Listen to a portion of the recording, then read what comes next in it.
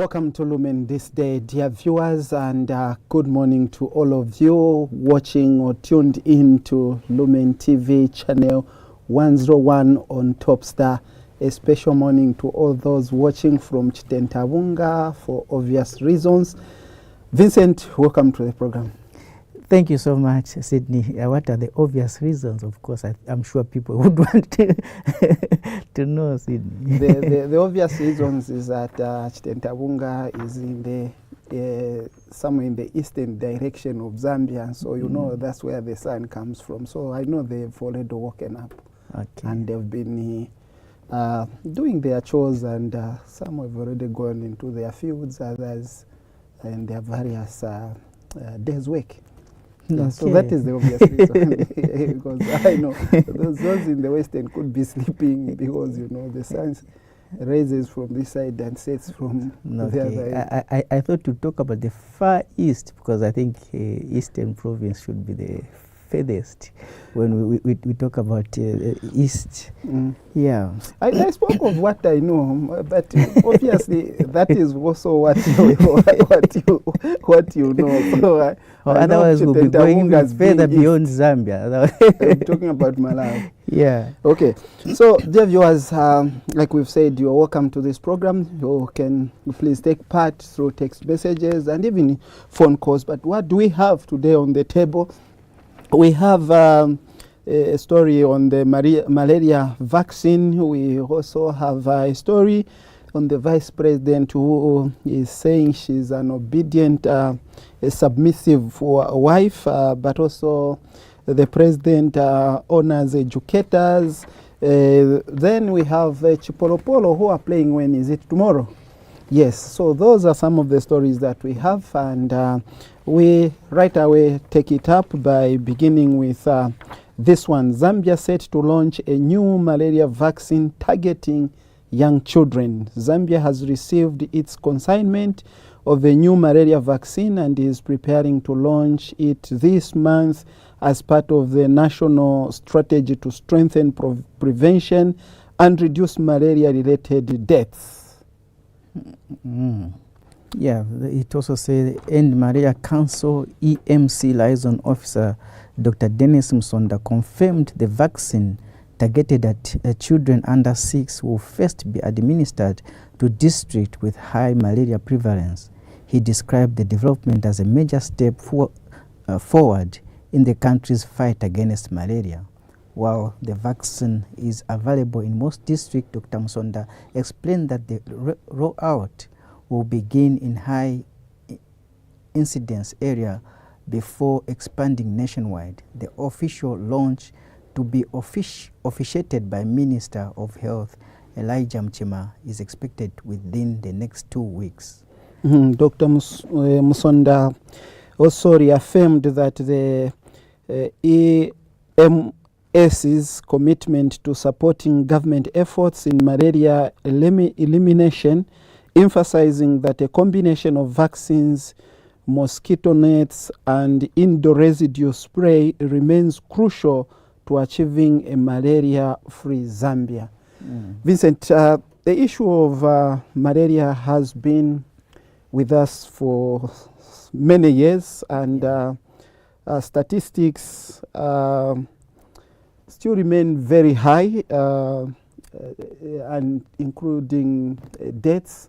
Yeah, they remain very high at about the people that suffer from malaria.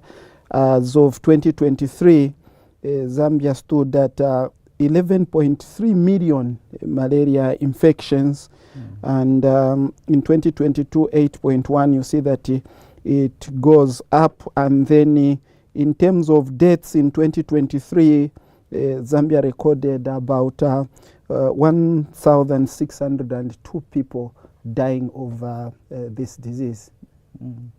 Yes, it has always been, Sydney, a very serious concern. From far back, Sydney, I don't know, time immemorial, we've been having issues to do with malaria. And yeah, vaccines have come and go, but still malaria is still there. I really don't know what should be done to completely eradicate it, because this is something that has been there, Sydney. In other countries, in Europe, for example, they don't talk about malaria. Malaria is completely out. But here in Africa, I don't know whether it's the climate conditions and the favorable conditions for malaria to grow and so on. But I think there is something that can be done, Sydney, to completely remove it or reduce it to zero rate, for instance, Sydney. Yeah, true, Vincent. Like you're saying, it's the climate that we have in Zambia that makes malaria to remain on the scene as it were. But of course, in the past, few years, maybe 2 or 3 years, we've been told there's no malaria in Lusaka. When you go to the hospital, you present conditions that are related to malaria. They will ask you a question always: have you been out of town, out of Lusaka, so to say? So in Lusaka, they managed. I think for me, what may not be there is the issue of replicating. You see, when you score a success here, you see what is it that you did, and some of the things we know that makes these mosquitoes to flourish in our compounds. First of all is clean environments. You know, when you have long grasses, you have ditches where there's dirty water, there are containers in there and the like, the mosquitoes will multiply in there, and then they'll come and they'll beat you in the night, and then you get sick of malaria. But the other things also is these same things that they've mentioned: the mosquito nets, the indoor residue spraying, all those things together, I think for me they play an important role. Yeah, I can confess that in my case for Zambia, it's first time I'm hearing of vaccines, and vaccines always come with they need to be of a high standard, because time and again when you talk about vaccines, you hear, no, these people are bringing vaccines, they're just trying on us, it is a trial, whatever. I hope it is proper vaccines that will not endanger the lives of the people. Otherwise, we've always known of the coartems and all these, and malaria is something curable. So when we decide to go for a vaccine, are we saying now we've failed to clean our environments? Are we saying we can't get rid of the mosquitoes? And I think one striking thing here that I'm seeing is targeted to children. Why is it targeted to children? Why not everyone else? Because I see a situation where mosquitoes will bite an adult, and then an adult who has malaria, and then they go and bite a child. And still, I don't know, Sydney, why. Maybe the reason is the reasoning behind why targeting children. Why not everyone else? Yeah, I think the obvious response would be, maybe I'm not a health practitioner, but it's the obvious reason of saying that children are vulnerable. You see, you Vincent, when you are bitten by a mosquito, right away we will be able to tell that I've been bitten by a mosquito, and so you tend to be sensitive to say, is this mosquito that bit me, is it the one that causes malaria? So you start paying attention to your body and see, maybe 1, 2, 3 days, how am I feeling and the like. But for a child who continue with life as it was, and then even when there's headache, there's fever, it will take a very good parent or mother to tell that, no, this person, the temperature is going up, and so it is this vulnerability of the child, and also maybe not having enough vaccines, I think, because from what we were reading, the story there says they will start from areas that are very infested, so to say, with malaria. Yeah, meaning where there's a lot of these mosquitoes that cause malaria. That's where they'll start from. And the reason, obviously, is maybe we don't have vaccines because vaccines, Vincent, come at a very high cost to get them, because it's like you're finding a solution once and for all. Yeah. See? So it's different from the way we buy Coatem. You'll be bitten today, you go to the shop, you buy Coatem, another time again. But this one is a once-off solution, and so it's expensive. Yeah. I should think those are the reasons. Yes, Vincent, let's move to the next story. So Vice President Mutale Nalumango says she is a submissive wife despite her position. Speaking during a gala dinner held to celebrate the 75th birthday of Bread of Life overseer Bishop Joe Imakando, the Vice President explained that submission is not an option because it is God's plan. Yeah, she says the husband's role is to love the wife while the wife submits to the husband. And then she goes on to say, today I want to give you one attribute which many of you will even doubt, that I'm a very good wife. And you can see I am a very submissive wife, so I'm here not because Bishop Imakando invited me. It is Dr. Bishop Nalumango who was invited, and therefore as an obedient, submissive wife, I came, she said. The Vice President said Bishop Imakando has long been a devoted spiritual father of her husband, Bishop Nalumango. She said she believes that spiritual growth flourishes under the guidance of spiritual parents. Interesting, Sydney. Interesting, Vincent. Interesting. Yeah. Blowing her own trumpet. If I was there, I would want to hear what Bishop Nalumango would say. Yeah. Was he going to confirm? Yeah. Say she's a good wife. She's submissive, something like that. I actually, Sydney, I expected Dr. Nalumango to actually say, she's a submissive woman. Yes. Actually, I'm the one who was invited, and then she has come to support me, such kind of things. But if it is coming from the other end, then you tend to question, why is it coming anyway? Maybe she's doing what Chune Achewe called or said, if a young lizard falls from the tree without hating itself, it praises itself if no one does. Yeah. So anyway, what she says, yes, it's biblical. The women need to be submissive. I don't know if all of them accept. One is looking at me right now. I don't know if all of them are submissive, but they have to be submissive, and maybe also as men we need to pat their back when they are submissive.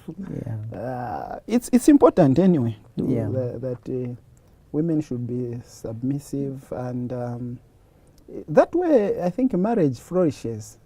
Because you find that the husband does his own roles, the wife does her own roles, and it is in an environment that is that everything just goes into place, falls into place. Everything is done properly. But when one is arrogant, stubborn, these are marriages you find. I'm not encouraging. You find one is slapped. One doesn't do this because the other one is not doing the other thing. So I think the scripture, Vincent, now it looks like I want to turn into a preacher. Yes, Sidney. The scripture is clear, Sidney. This is not something that a man has imposed on the woman. It is actually God who spoke this in Ephesians chapter 5, I think. The Bible says a woman should be submissive. And I think for me, to be submissive, it doesn't mean you are inferior. Yeah, usually people want to look at it as being inferior, and probably husband is more superior. But it is just taking certain roles that you are supposed to do, and acknowledging that there is some leadership there. There is a man who is a leader, and you are a partner in that marriage that you have come into being. And I think the Bible also talks about as God is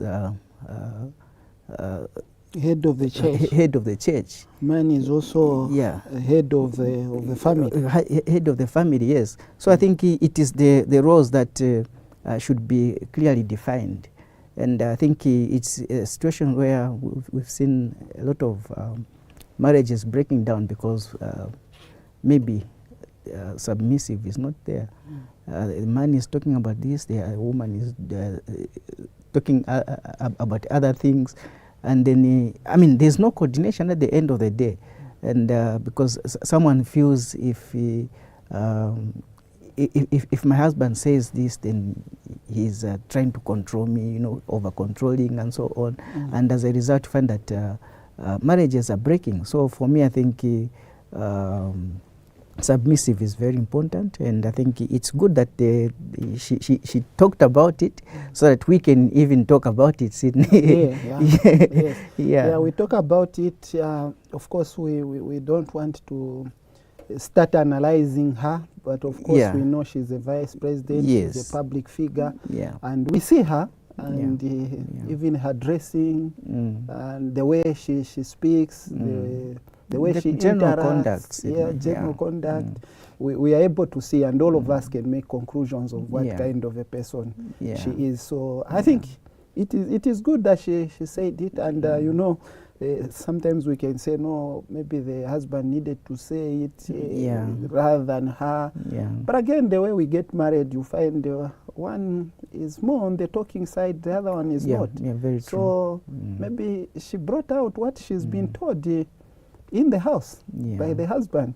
So, and I think Sydney, the fact that it is coming from someone who is a vice president, I think that also is also helping to inspire others who are not even in any leadership position, so to say, if the vice president is submitting to someone who is not even in leadership, so to say, in political leadership, so to say, but she is a leader in church, but in political leadership, then who am I, who is just a housewife? I don't even work anywhere, and my husband is maybe a banker or whatever. Who am I not to submit to him? You know, such kind of situation. So I think it's good that it has come out at the end of the day, and it's good that lessons are drawn from there. Yes, so hopefully the women that were there heard, and then those that are watching now, they've also heard that it's important that women remain submissive. It's not us who made this, but it is founded biblically. Vincent, we move to the next story, where HH honors educators on World Teachers' Day. President Hakainde Hichilema has reaffirmed his administration's commitment to transforming education and uplifting the teaching profession. In a heartfelt message, President Hichilema emphasized the central role teachers play in shaping the nation's future, describing them as the heart of the nation building. He highlighted the UPND's New Dawn administration's flagship mission, quote, ensuring that every Zambian child of school-going age enters the classroom with dignity, seated on a desk, not on the floor, and receives not just instruction but life-changing skills. And continues, this noble assignment can only be achieved through solidarity and collaboration among teachers, learners, and government. the president said. Yeah. He also says it is a partnership where learners apply themselves with discipline and curiosity, and government provides the necessary support to create a conducive environment for education. To address challenges in the education sector, President Hakainde Hichilema pledged to reduce the teacher-pupil ratio by recruiting more educators, investing in their professional development, and improving their work conditions. These efforts, he said, are vital to strengthen the bond between teacher and learner and positioning education as the cornerstone of Zambia's national transformation. He concluded with a message of gratitude, Happy Teachers' Day, to our hard-working and dedicated teachers. World Teachers' Day, observed in every 5th of October, celebrates the contribution of educators worldwide and advocates for their rights and professional growth. Sydney, of course, you and I have passed through teachers, and I think they are very, very important in society. We are who we are today because of what teachers have done in our lives. Especially those that do it with this job is one of those that you can say a thankless job. Yeah. Because when you look at teachers, many times that you see teachers look the same, remain at the same level, and those they educate, they go and they have things they call their own. And more, they have even a better life than them, but they are there. And for me, that is where what I want to talk about comes from. I know some countries, teachers get the highest pay than any other, but not in our country. Not in our country. At one point, Vincent, in my line of duty, I was privileged to be at one of the workshop that was organized by the Zambia Education Coalition, ZANEC. And they were pushing for the increased budget to the education sector.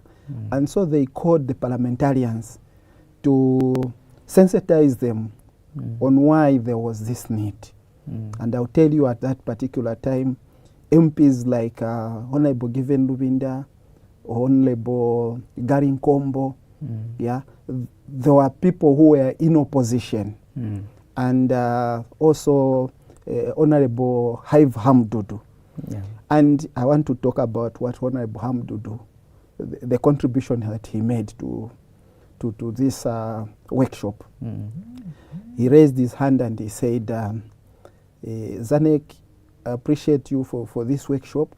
I want to affirm what you are saying by saying I've got a background as a teacher. And I'll tell you, I left teaching because of the poor remuneration that is there. And I tried to say, okay, let me try to be a politician and see what is it that can happen. So to cut the long story short, he said, as a teacher myself, qualified teacher as I am, he said, I can ask you to give me learners. Even without a classroom under a tree, I can teach the children, they can learn, they can pass well, and they can be big people in society. All a teacher needs is this remuneration. If you pay them well, they stop thinking of other things and the like. Theirs will only be to teach and to teach well. That's what he said. And I think that is, even today, that's what teachers need. There are many teachers, Vincent, out there who've upgraded their own, who have upgraded themselves in terms of education and the like, using their meager resources. And up to today, the salary scale remains the same. Some of them it is a certificate, but someone has a diploma. Some of them it is still a diploma, when one still has a degree or even a master's, you see. So there isn't that upgrade that teachers want. You see, so this is an injustice that is, and for me, if someone was to ask me from government, where can they get the money from, I would say cut from CDF. You see, CDF has been increasing every year, and yet there are questions. Yeah. People are questioning, is this working? Is this truly all going into where it is intended? Targets, yes. You see, but if you and teachers, yes, they are being deployed. Even this year, we are told there will be about 2,500 being employed. But there are others who have been there working, and they are going towards retirement. And imagine what kind of retirees are we going to have? People who are always begging. Yeah. Are we going to be proud as a nation like that? Yeah. No. Yeah. So it's not just about reducing the pupil teacher ratio. Yeah. For me, it's the whole package. These teachers, yes, okay, even if he's teaching 50, he's teaching 70 and the like. But what about the remuneration? Because the numbers will not provide the food and the other things that the teacher and the family needs. You see? Yeah, there's also, Sydney, some kind of reduction in what used to happen those days, because I think those days 90% of teachers had houses, government houses. Yes. But if you look at now, Sydney, even the government houses that we're using, some have been sold off. Yeah, and people teachers now are renting houses, and you know, there was that respect when someone says, "Oh, he's a teacher." My dad used to be a teacher, but I used to be a teacher those days when teachers were really respected. So I think that's what we need to do even now, to respect the teachers, because they doing a lot of things for the country. Maybe, Sydney, we move on. Yes, we have 5 minutes, I'm told. Yeah, we move on to the Chipolopolo. Sydney, tomorrow they'll be playing against Tanzania. This is the World Cup qualifier, 2026 World Cup qualifier, and which you have termed a rubber stamp. Yeah, a rubber stamp, Sydney. But we had Cletus Chama talked about this game, and let's just see what midfielder Cletus Chama said. Triple C. I don't think we are making any headways there. Okay, so we are saying we need to have Cletus Chama, the Triple C. Triple C, and see what is it that he said concerning the game that will be played tomorrow. Can we have a clip? Okay, we don't seem to have it, Sydney. Yeah, but like we said, Sydney, we seem to have a caller. Yes, Vincent. Okay, let me just take this caller. Hello, good morning. Hello. Hello, good morning. We seem to lost that. So, Vincent, the game is on tomorrow. At what time, maybe? Yeah, the game is on tomorrow. The game will be at 22 hours Zambian time. Zambia is playing against Tanzania in Tanzania. The game will be played. Let me just take this call. Hello, good morning. Yeah, so I want to come to the issue of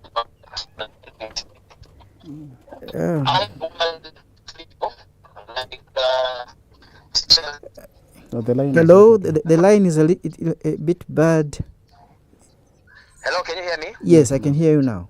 Yes. Yes, I'm saying respect for teachers is something that is has to be restored, especially from the seniority point of view. You'll find that even civil servants are not respected by the society.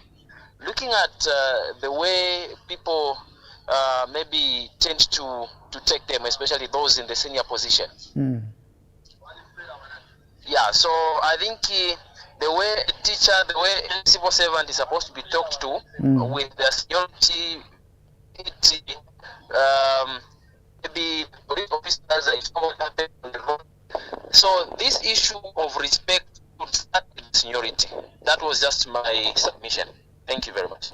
Thank you so much. Just tell us who you are and where you're calling us from. All right, this is Jackson calling you from Osaka. Okay, thank you, Mr. Jackson. Thank you. Okay, so he's talking about the issue of teachers, that civil servants need to be respected.